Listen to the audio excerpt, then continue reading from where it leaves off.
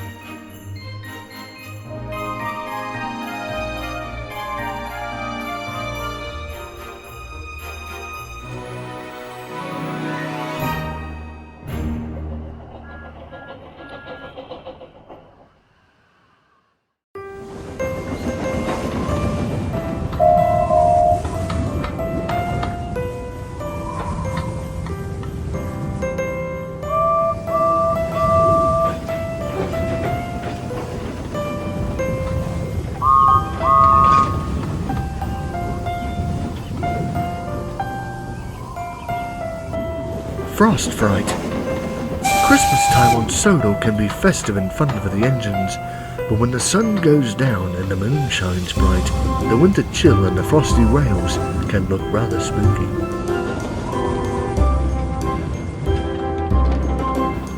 One day Gordon was waiting at Knapford Station. He was cross with Thomas not shunting his coaches fast enough. "Hurry up, you silly tank engine!" Thomas was cross. "I'm trying my hardest, bossy boiler," he replied.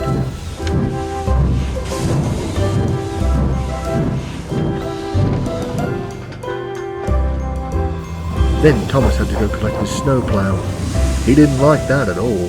He fussed and fumed as the fitter put it on. "Every year you complain about this, you have to wear it," snapped the fitter. Thomas just ignored him. Later, Thomas collected his coaches and grumbled all throughout his branch line.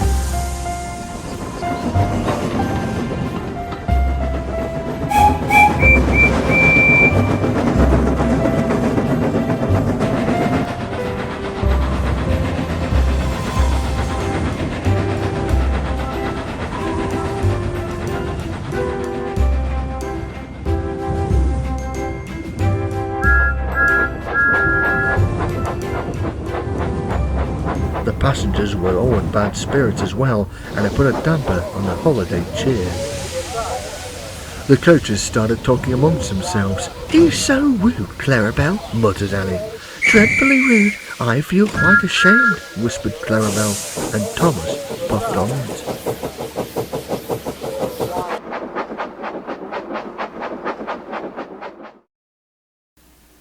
That night, Thomas had to take a special train to Vickerstown for Flora. He was feeling better as he had forgotten about his snowplow. The guard blew the whistle and Thomas set off into the dark. Winter time in the dark can be rather spooky. The air was silent and still, and the snow made the wind grow colder than ever. "Nothing to be scared of, it's only snow," Thomas quivered. The trees looked like scraggly hands, and the occasional owl hooted throughout the journey. Thomas then came to Henry's tunnel. He stopped and peered into the darkness. "Oh dear," he whimpered, and Thomas went slowly inside. He raced through as fast as he could.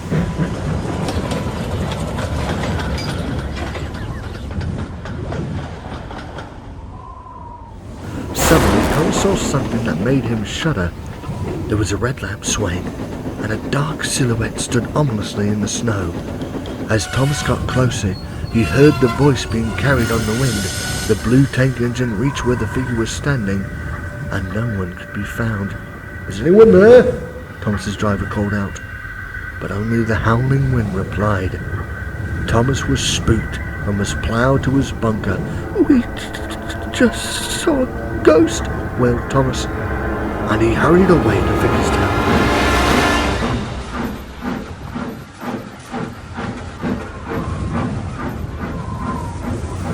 Thomas rattled into a stop. "Flora, have you seen a ghost down on the main line?" asked Thomas. The steam tram pondered and wanted to tease the blue tank engine. "Oh yes, many years ago, on a night like tonight, a goods train was on its way to the mainland. Legend has it that its brakes were frozen and the engine couldn't stop.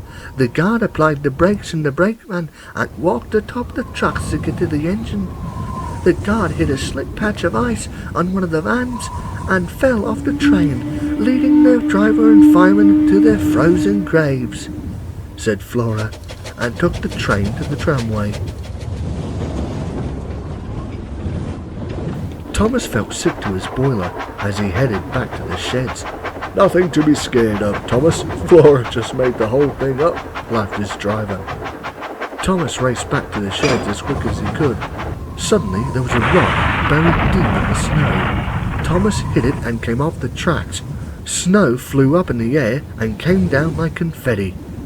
Thomas looked all around. He was frightened. "Luckily we haven't leapt too far from the station. I'll walk back and telephone the breakdown train," said his driver, and disappeared into the snow. Later, Thomas's fireman had nearly shoveled all the coal into the firebox to keep warm, but the fire was nearly out. Poor Thomas was miserable and very cold.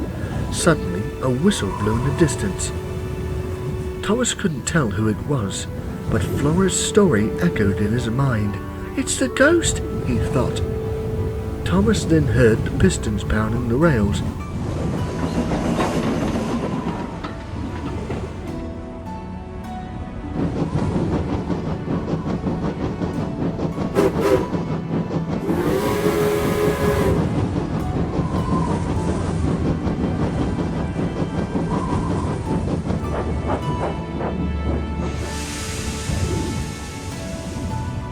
And soon saw Hero.